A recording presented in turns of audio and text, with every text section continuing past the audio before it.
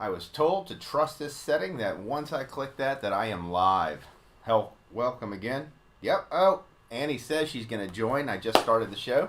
I should be seeing her coming through here in a minute. I do got to check this chat window and see. And there she is. Let me allow Annie to come on today. What do you guys think? Oh, there you are. Good morning. Okay, you up? I am up. And we are live, actually. Welcome again to the show, Annie. All right, I'm sitting here going through and... Are you really? Pardon me? Good, because there's like nothing. Okay, it's got you. So we're not live, I guess. Good morning to everybody. I don't know, Annie, it looks like you're using a tablet, and it looks like it's only... that my Zoom meeting is now stuck on you, so you get to run the show today. Have fun. Oh, no. Well, you have to flip the windows because the speaker thing doesn't work anymore. I got to flip the windows?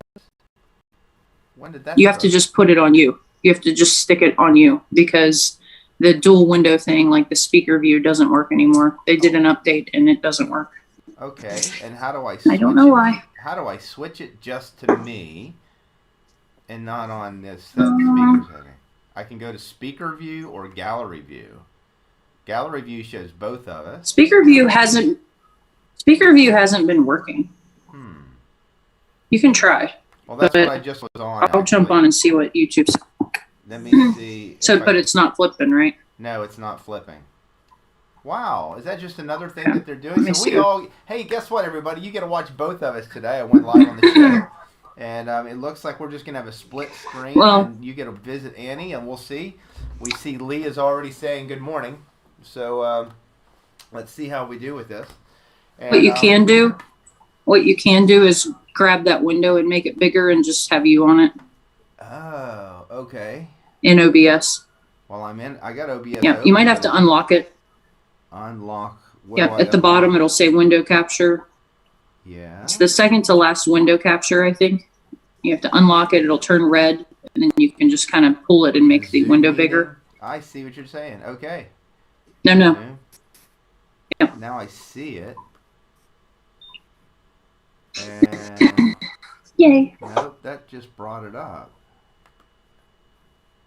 Okay. I'm not getting there. Hold on.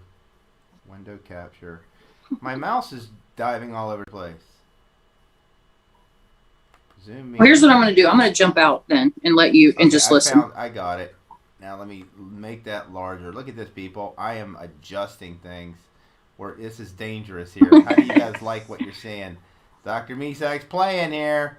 All right. I don't know that I can put it up and get you kind of off. Well, I think that I'm messing with this because it is getting funky. So, and now my you have to enlarge it. Yeah. Now you gotta look at double me. Ooh, 2. How many of you see 2? I think I am gonna stop. Here, yeah, I'm gonna jump. Yeah, you're gonna jump. Well, I'm gonna jump out and it'll fix it. Okay. Yeah. I got to put it back where it'll fix it. If I jump out, it'll fix it. Okay. Bye, yeah. Annie. I'll be in the chat though. Bye. Okay. All right, let's see how this works, people. Oh, it's back to me. Welcome. And who all do we have sitting here enjoying this live chat here? And let's see what we got going on. I can't see the chat now either. Wow, this is really going. And how do you guys liking this show so far today? There we go. Let me open this up and watch this show and see the chat. And okay, I'm in a setting that I can sit here and chat with you guys. How'd you like that? Technical difficulty stuff, whatever you want to call it. Good morning, Sue. Message retracted. All right. Good morning. Way better. Annie, really.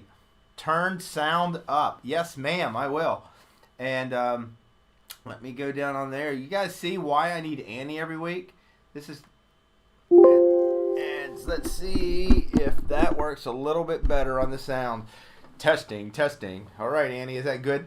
So one of the things, I better just start with a Bible verse because I need to get focused. Because this, we've talked about that in the last few weeks, and have I seen focus today, or like here, there? Let's see. So let's bring it back to God. Ephesians 2:10. For we are God's handiwork, created in Christ Jesus to do good works, which God prepared in advance for us to do. See, God prepared for me to do this show, and you can see how prepared I was for it, right? Amen to that, right? Anyway, let's see. Good morning. Annie, I'll text you the numbers for today. All right. So Annie's going to have me multitasking to be checking my text messages while I'm on the show. How many of you guys do that? While driving, maybe? I hope not. Trying to get out of that, but stoplight, stop signs, yeah, I've been honked at many times to move because I'm sitting there on my phone. But anyway,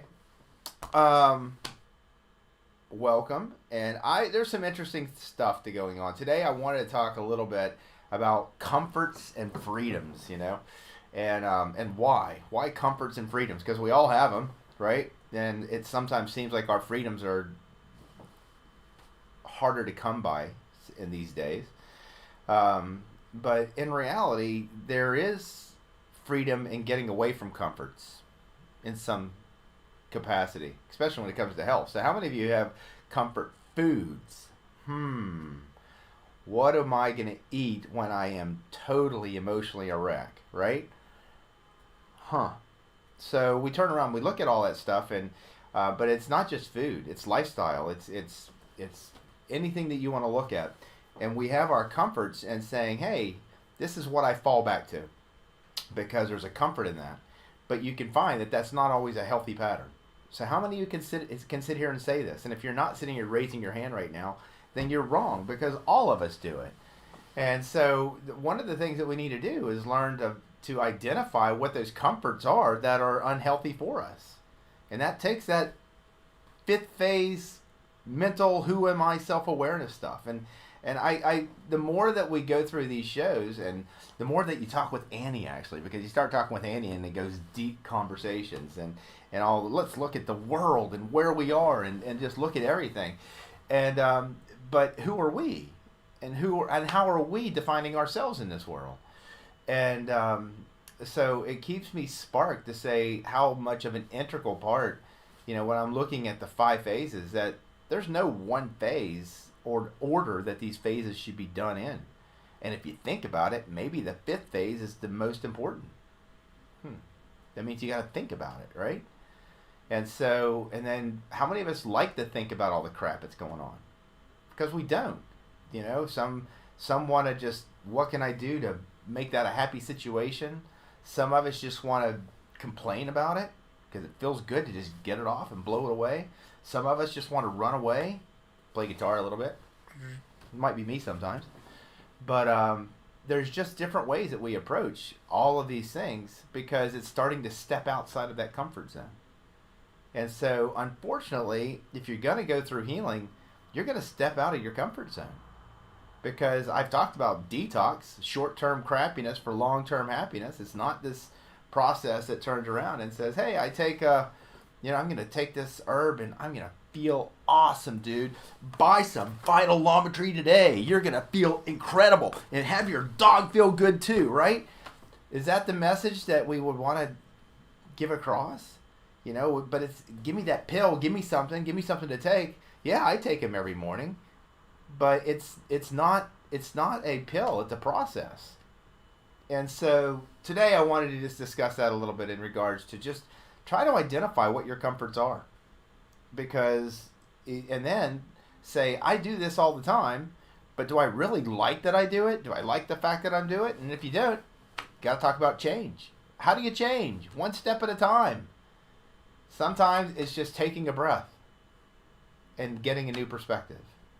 And so brings a little bit into it. Now, Annie's been working on me outside of here in text messaging and sending me numbers. And one of them was from Luke. And he's been texting about this 80-year-old gentleman every show probably that we've been kind of discussing. And Annie said that she was going to text me those numbers. And let me see if she did. because I don't know. Here are the numbers from Luke. Da, da, da. All right. They're in here, and I got to pull them out. So now the numbers are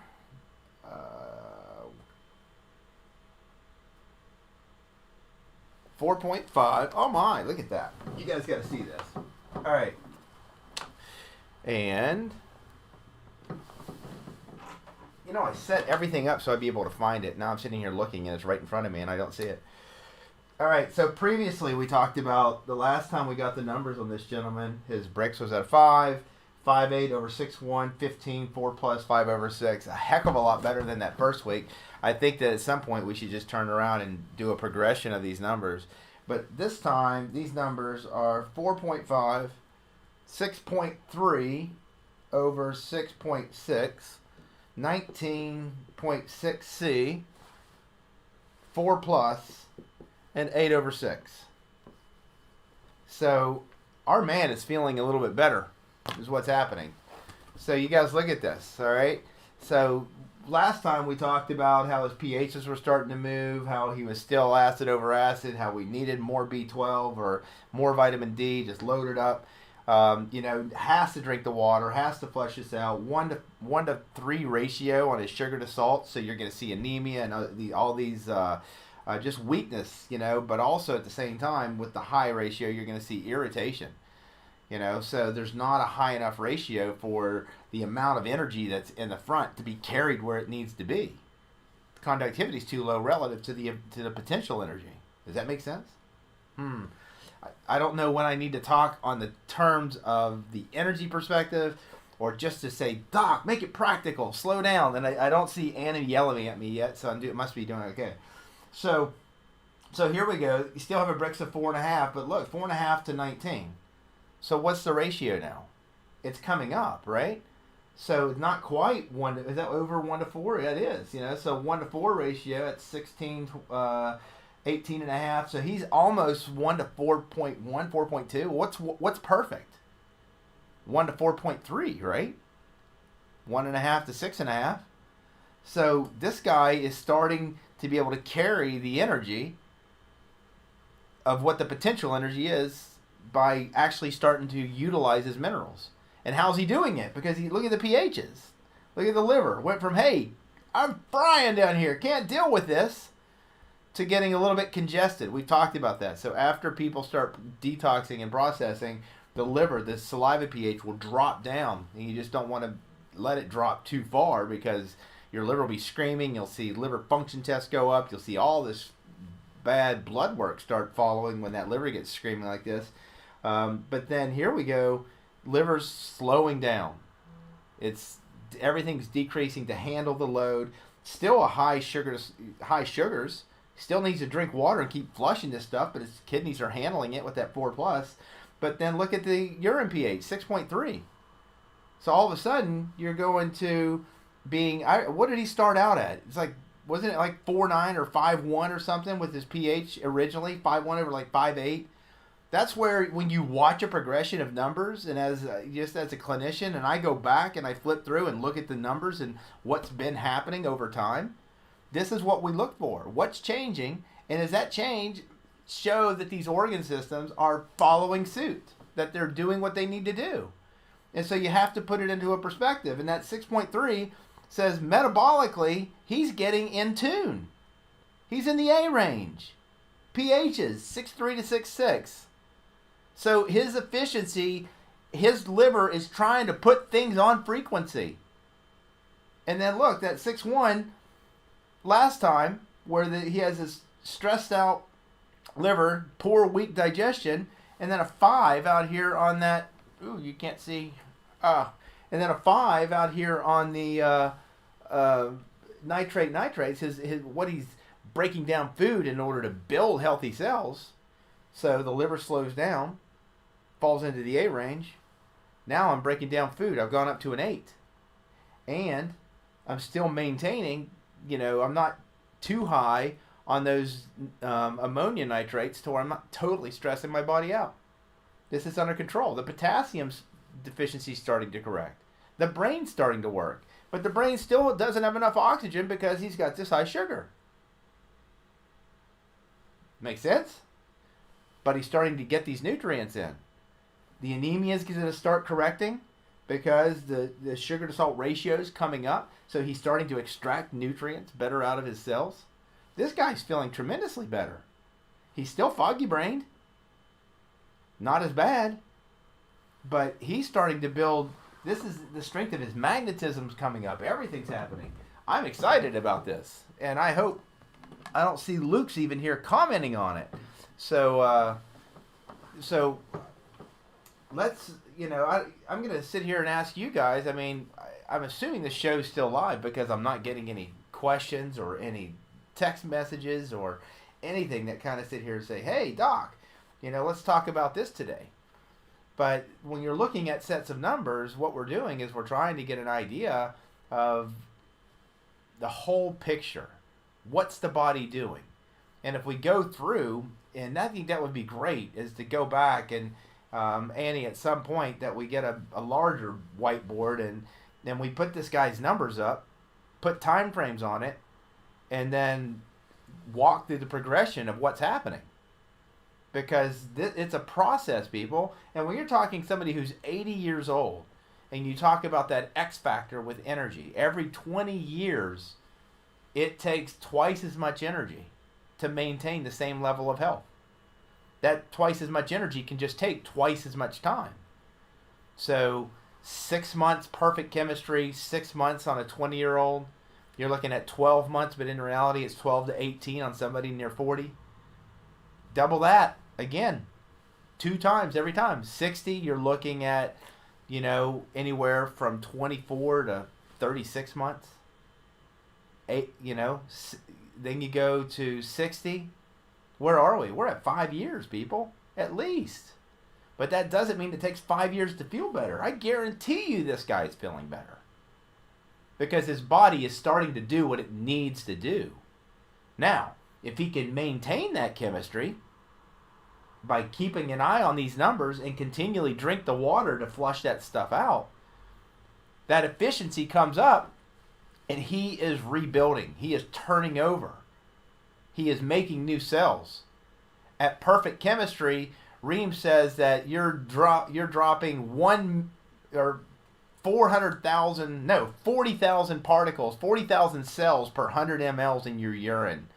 And at that rate, when you get the perfect chemistry, a body of 150 pounds would completely have replaced its cells in a 6-month time period. That's how that cell debris thing works. 4M is a 4 million. 0.04 is, move that decimal point over, you're at 40,000 particles. And he said per 100 mLs of urine. So when you're looking at this guy being at a 4+, he needs to be. He's got to get rid of some crap. But his kidneys are handling it. This is the type of person where I run a urinary analysis on everybody and look and see, is there protein coming out in the urine? Is there blood coming out in their urine? Are there white blood cells? The immune system starting to become more active? It's falling in line. You're changing the inner terrain. The microbes are screaming, the ones that don't want, that were starting to take over. They're saying, hey, we liked it when it was acid down here. Low oxygen acid, we were thriving. We were kicking out some crap and that yeast was coming in and helped clear it up. Perfect situation for us to thrive and just break this body down to nothing. Because everything to take you back into this ground is already inside of you. Isn't that an interesting thought as well? Hey, you go exhume a grave and why are there worms growing out of it? And all types of other stuff? How'd that get there? I thought this thing was sealed up. People, it's all a cycle. What do we got going on here? Let me see. Good morning, Leah. Just got my latest blood test results and I noticed a reading for anionic gap. Is that relevant to what we talk about here? No, anions are looking at anions and cations, positively charged and negatively charged, sodium, chloride, and they're doing a ratio of them. And that does play a relativity. Because if that anionic gap becomes too high, there's typically, if it's 12 or above, there's typically a thiamine deficiency. And if we go back to all that biochemical crap that we've talked about, and trying to understand, hey, you need selenium, you need zinc, you need some of these trace minerals, but also you need higher amounts of folic acid, B6, B12. Well, sulfation pathways, one of the primary liver pathways, has to have activated B1, thiamine. And if you start using up that B12, your urine will get yellow, because in order to activate that B12, vitamin B2 riboflavin has to be used. And so you start peeing really dark yellow, even if you're not tasting or taking any riboflavin, because your body is activating that B12. And next thing you know, you start getting dry mouth, and you're like, give me something to drink, man. I need a drink of water all day long because I just can't get enough water, and my mouth is dry. And why is that? Because riboflavin deficiency causes angular chelosis and cracking at the sides of the mouth. So when you start activating these nutrients and going through detox, if that pops up, you give people a little bit of active riboflavin. But thiamine, in this regard, thiamine is key for sulfation pathways.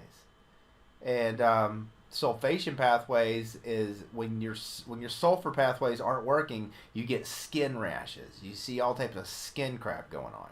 Like, what's this? Oh, I don't know. Is this yeast? I'm going to put some cream on it. It's like, well, no, your body has something coming out, but there's a pathway broken down where you're trying to process it. So let's support the pathway. Let's make sure you have a little bit of active thiamine so your body can get that. If it is sulfur-based, let's get rid of that. Sometimes giving homeopathic sulfur. Sometimes using cell salts, silica, and that's sulfur-based, right? Keep hearing that word. It's all minerals, right? It's what we keep talking about. It's what we keep bringing it back to. Let's see what we got here. Good morning, Carolyn. I'm glad you made it. Thank you. My reading jumped from 9 the last time to 13. Okay. Which reading? You'll have to help me with which reading that is. So, there was another set of numbers on here that Luke isn't on. It said he might miss. Thank you, Annie. There was another set of numbers that Luke had provided yesterday. And you should write a case study on it. Ooh, that's a good idea. But I'd have to have Luke's to tell me more about what's going on, because I know nothing from a diagnostic standpoint. If I write a case study, I'm supposed to know the patient, right? So there's another set of numbers here, and I'm going to put these on. At least that gives me keeps me from just rambling here. You guys are hopefully enjoying this. Oh, all right. I was feeling a little flush this morning. I've been taking some iodine. And this morning I was like, I still feel it like almost not quite a niacin flush. And I'm like, well, I think I might need to reduce this dose a little bit. So we have a 49-year-old, 165 pounds. Doesn't say whether it's a male, I presume. Yes, a male. He has an M in front of it. And we have 4.5, 6.3, no, that's the wrong one. Sorry about that. I was going back and writing those other numbers. 1.0, there's a low sugar. 6.6 over 7.6. We have a 6.4C. We have a 4 and an 8 over 4. Okay, so it says please confirm nitrates, and because he gave a picture of them, I like. So one thing I noticed, so Luke sent a picture of these nitrates, and on the bottom nitrate, he's like, confirm what that looks like. So if you guys look at that right there, okay, and he's like, what is that? Right? When you see the blue just kind of coming through, and you're like, is that the dark blue that's a 10, or is that a lighter blue? Well, maybe it's somewhere in between, so it's probably, is that a 7, 8, or a 9? Well, where's the ring? Well, how do you identify the ring? Take it and just lightly spin it. Circle it, make a couple circles with the plate, let them rearrange themselves, let it mix thoroughly, and then let it sit for another 10 seconds. and then you'll see which ring, and you can say, that's an 8. And so that's what it looked like to me anyway. So when you're looking at it, Luke sent this, he said 49-year-old male, 165 pounds. I didn't see the height. At least I didn't read the height. Let me go back there and see if there is a height on it. 1.78 meters. Will somebody tell me how many feet that is? Height, and convert that for me and put it on the thing. 1.78 meters. Okay, so 1.0, 6.6 over 7.6, 6.4, 4 and 8 over 4. So number one, what are we looking at? I'm assuming 165 pounds. That's that's probably 5 foot. I don't know, 5'8". And so, so you turn around, look at his weight. He's not heavy, right? So you always think, is somebody too heavy? Is their mass index, body mass index, just too large and considered obese per se? But you're just looking if it's a high weight ratio for where they are. And if it is, it's like, okay, so we know metabolically something's sluggish. So you always consider that thyroid when you're looking at the numbers. What do you look for in the thyroid? Because he's not breaking down the fats. Because Ream says you stimulate that thyroid and it's like making grandma's good old-fashioned soap, and it just dissolves everything in you and just breaks that fat right down, right? Come on. And so how do you identify a thyroid disorder? Reams was a genius. So he understood that metabolically what was happening from an electrical standpoint, that when you get that thyroid activated, it's turning around and helping the fats to break down. And what do we see with low thyroid disorders? Weight gain, hair loss, constipation, everything gets sluggish and slows down, slow chemistry. So they don't process things, so they don't burn it off and they gain weight, right? So here, what is a thyroid disorder? Potassium deficiency always present, 8 over 4. What's the number for potassium? If somebody's heavy, if they're considered heavy, if their nitrates are total less than 14, there's definitely a potassium deficiency. Or overall, if your nitrates are less than 12, you're always in a potassium deficiency state. It doesn't mean that your blood potassium is low and you're having heart attacks and everything like that, because your blood is going to cannibalize every cell of your body to be healthy. But you might have palpitations every now and then. How many of you have heard of hypothyroid people getting heart palpitations and having anxieties? Because they're probably eating salt. So 1 to 6.5 ratio. Is that too high? Yeah, a little bit. Little nervousness there.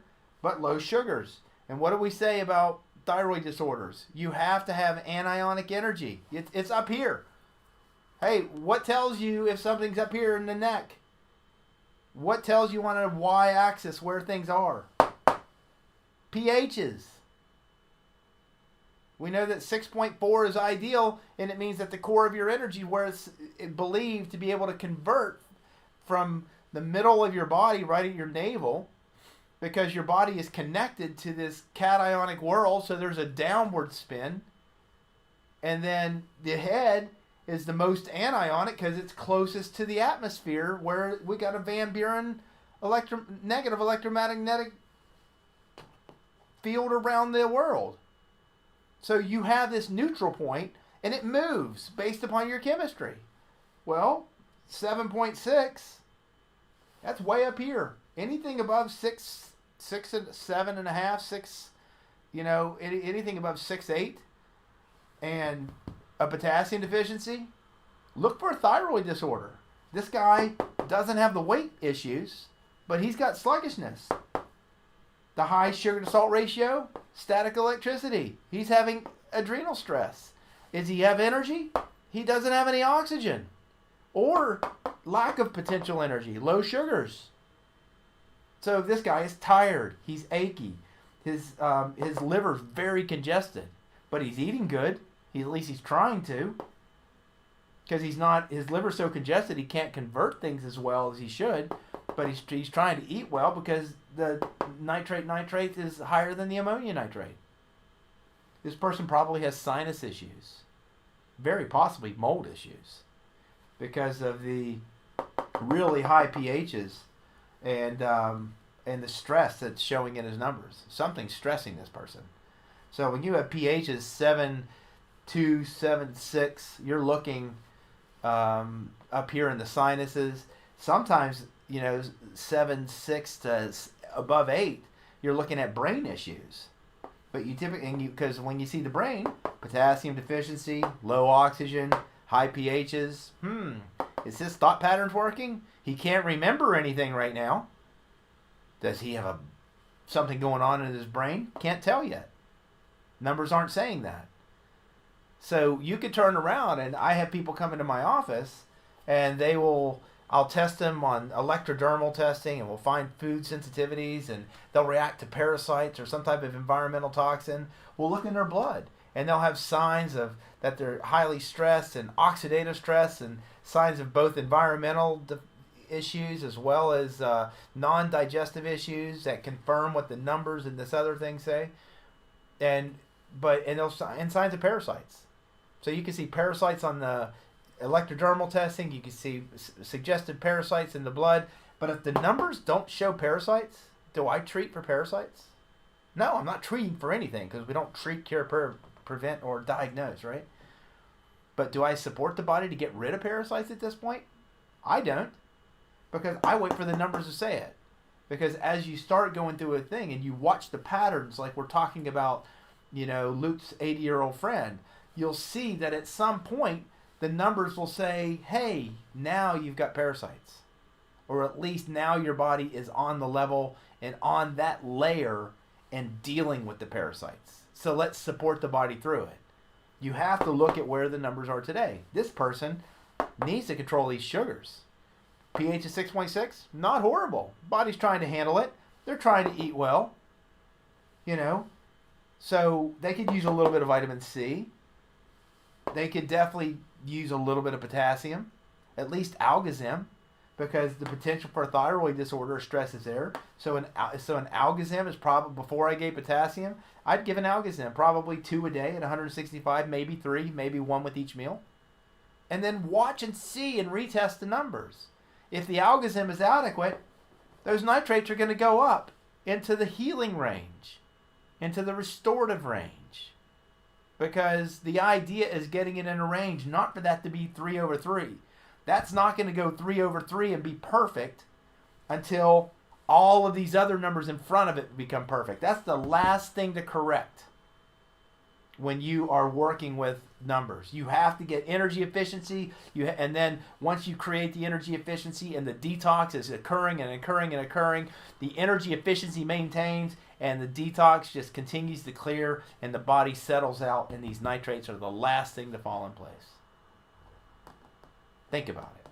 I want you to, so I'm trying to have, how do we turn around and turn these numbers into what's a process of what's going on in the body.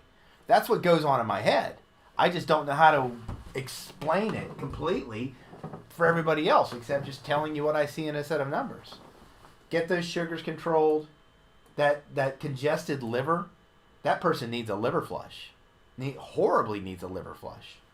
You get your sugars controlled, you could do one. And a liver flush would be wonders for that person. And just get that Algazim. If you're already on Algazim, add a little bit of potassium. So let me see what we got here. The anion gap. Dinara, hello. Dinara, I want to thank you, by the way. You have sent so many people that have linked to sending other people to link. I am getting clients from Uzbekistan and Kazakhstan on a regular basis, and I thank you. That is just a blessing. They are wonderful people, and I'm glad to be of service to them. Good morning, Dr. Misak. My latest blood test shows that I have too much iodine, which surprised me. A lot of TSH level was normal before, but it is rising now. So I stopped using the kelp. The question is how do they test the iodine? That's something that we should talk about in a meeting, and look for, there's different tests for iodine. The other thing is bromine. I would have you do both an iodine and a bromine test in the urine. And then that way, because bromine levels can displace that iodine. And so the question is your body having non-utilizable iodine, and then your body's going to get rid of it. So the kelp product, I would turn around and at least the Algazem, I would go by your numbers out, Dinora. I would look and see if your nitrates are staying low, and you still have the high pHs like we talked about for a thyroid. I would still use at least one Algazem a day. Have a trace amount of it going in. Or if you're worried about it, I would eat a nori sheet. Those things that they make sushi, eat one a day. You have to have a bioavailable source of iodine. The thing is iodine, out of all the minerals on that mineral acceptance chart, I don't know if you guys, I've talked about this, and there's controversy in this mineral acceptance chart where it says, hey, it looks like a pyramid, you see, and we have all these minerals running down the side. If I could look on opposite. And then you have this V shape. I can't do the V. There you go. V shape coming up and down. And saying, based upon urine pH, at a pH of 6.3 to 6.6, all the minerals become available. And the one on the bottom that's most difficult to get corrected is what? Can you read that? What's the bottom of there? And look at the weight of it.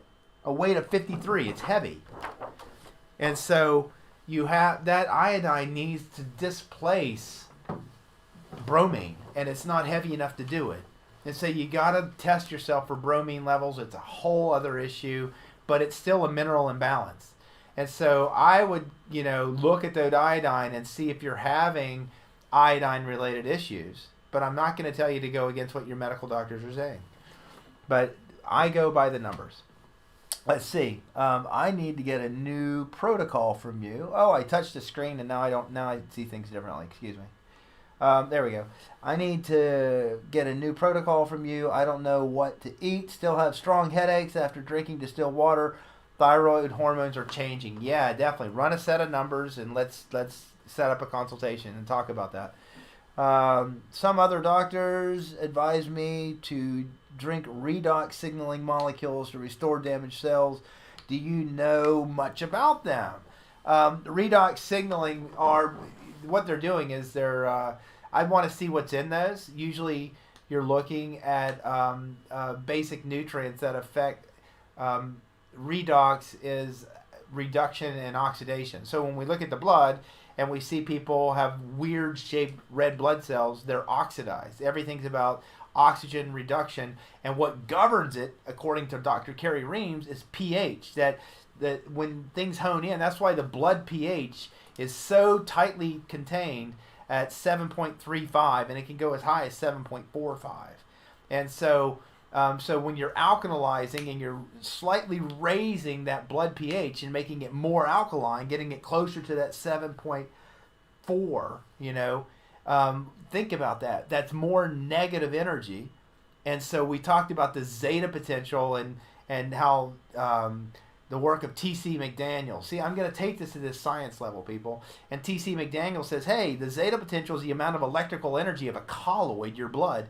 And the higher the zeta, the more negative energy you have, and it separates your red blood cells, and you carry oxygen better. And the only thing that's been shown to increase that he was discussing specifically was distilled water does that, and then certain mineral nutrients that have a anionic effect. And he used potassium citrate, and we talk about minerals all the time on this show. So let's see. Marcia, hi. Blessings. 47-year-old male, 6'5" over 6'0", 20C4M, 13 over 9. Okay. Let me put those up. And alright, you guys can read that, but I have to look at it on a board, so it's going to take me a second here to do this. Alright.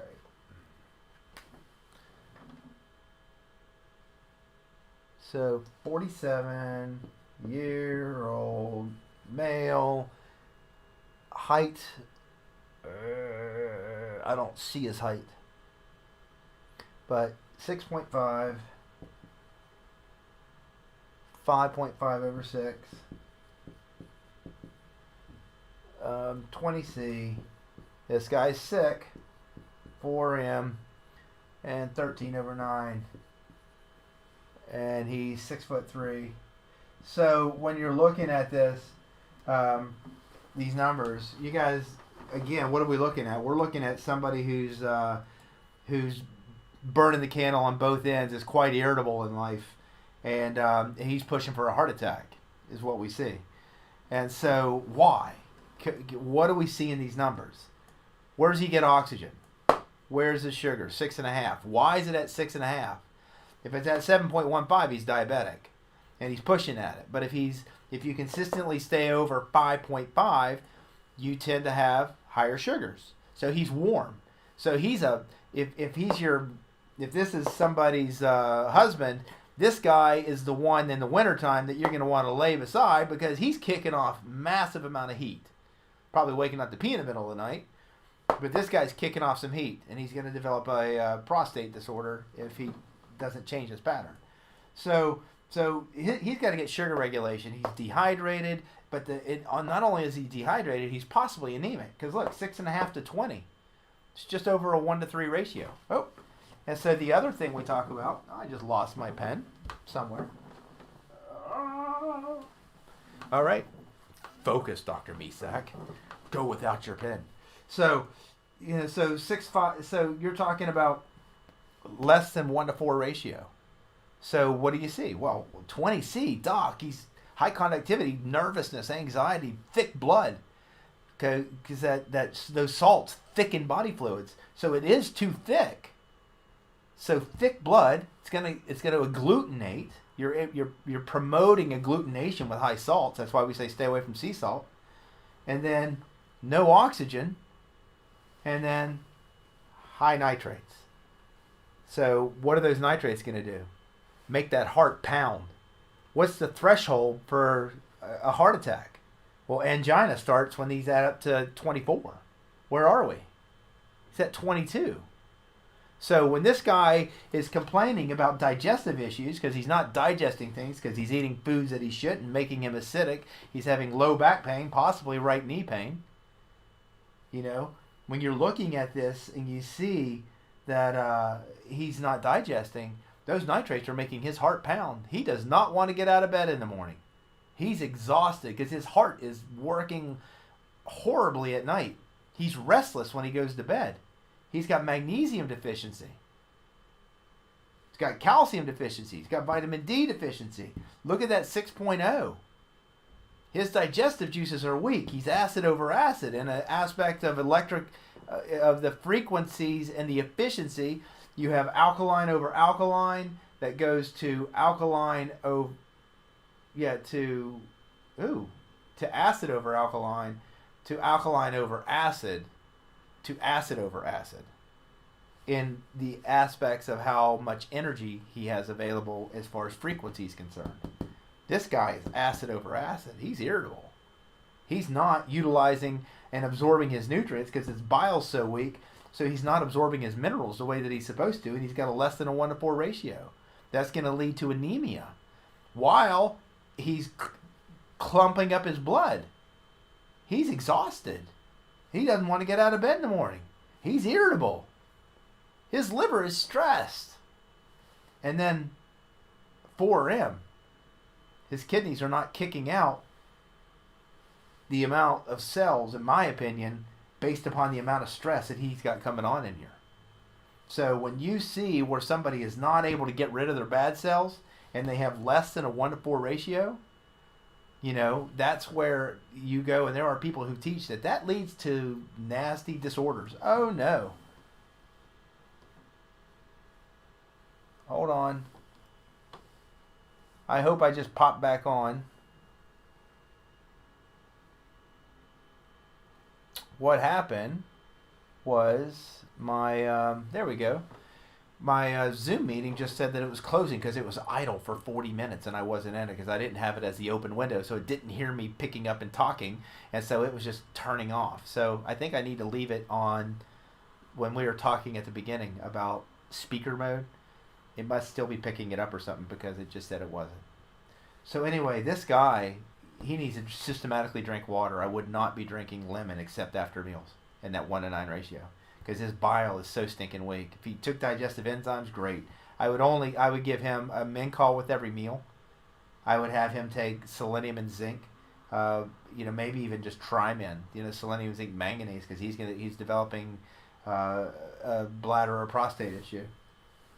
So I'm going to turn around and Trimin at his weight. I'd probably give it at least 2 a day. I didn't write his weight. I think she said it was. I don't remember the weight. What was the weight? Oh well. Is it mentioned in here? 47, Christian. You didn't say the weight, but so this guy needs to drink water. He needs magnesium. He needs Mincol with every meal.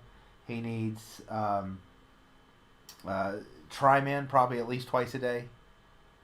Only drink lemon after your meals. He's got to get this sugar under control. And because of the ratio, I would probably give this guy fulvic minerals, an ounce of fulvic minerals until you get this ratio up while he's flushing all this stuff out. Because what tissue in the body needs more trace minerals than any other tissue? Who can answer that? Come on, I'm giving you 5 seconds. Do do do do do do do do do do do.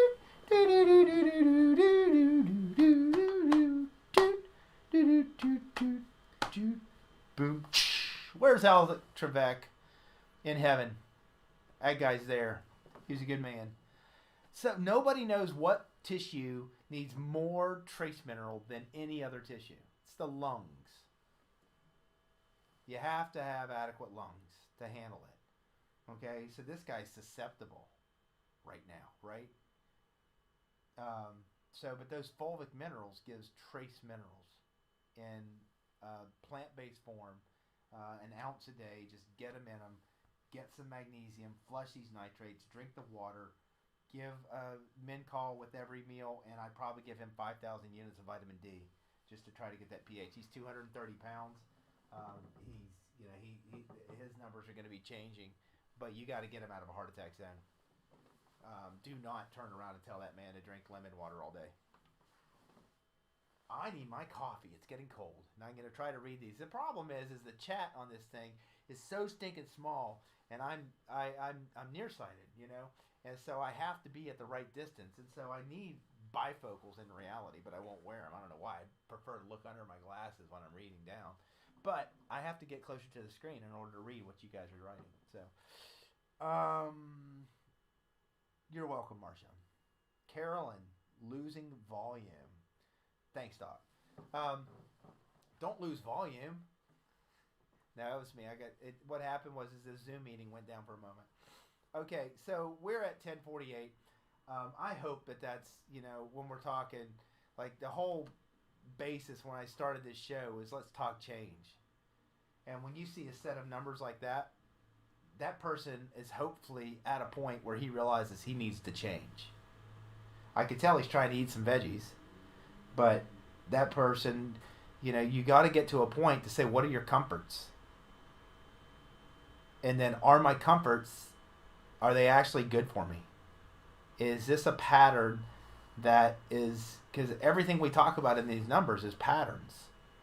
So I sit here and I have people come to me, and when I'm sitting there talking away from them, you said this last time or 2 times ago when you were looking at my numbers, and I'm like, wow, I did? I don't know where that came from, but then I'll sit there and think about it like, okay, I can see where I got that. I don't know. I can't take out of my head and tell you guys how to read these numbers other than explaining it to you, and I don't know what level to explain it.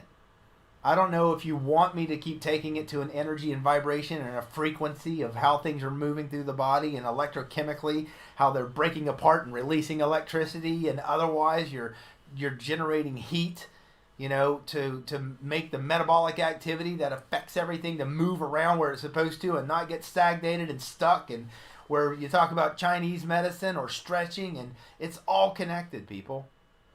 I don't know where to do this except keep always bringing it back to the basics. And so, do I need to change?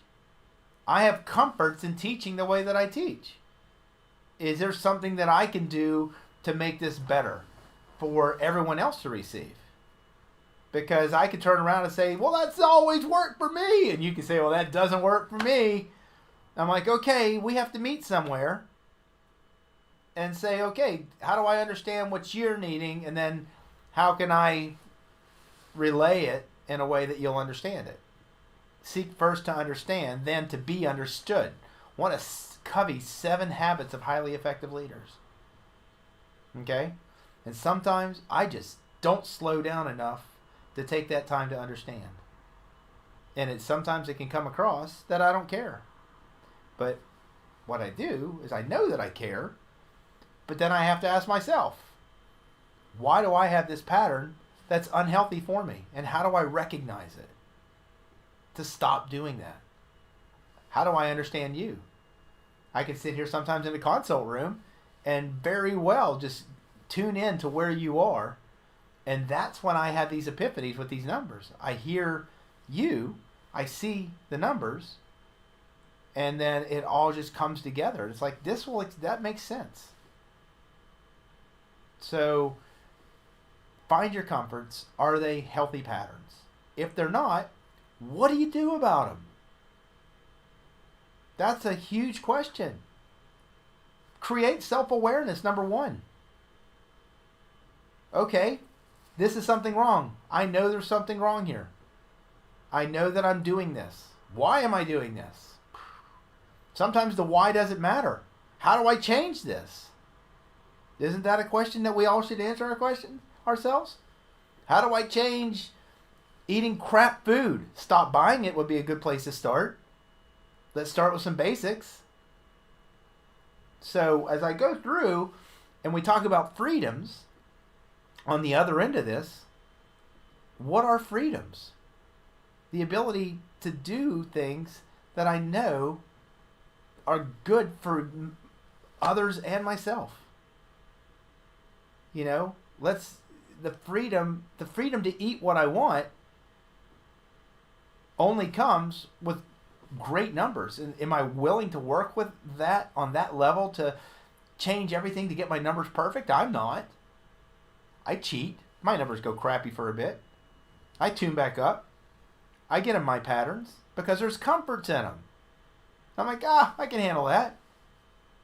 But when I get my numbers good, and I'm not depriving myself of good tasting food, I'm not depriving myself of enough food.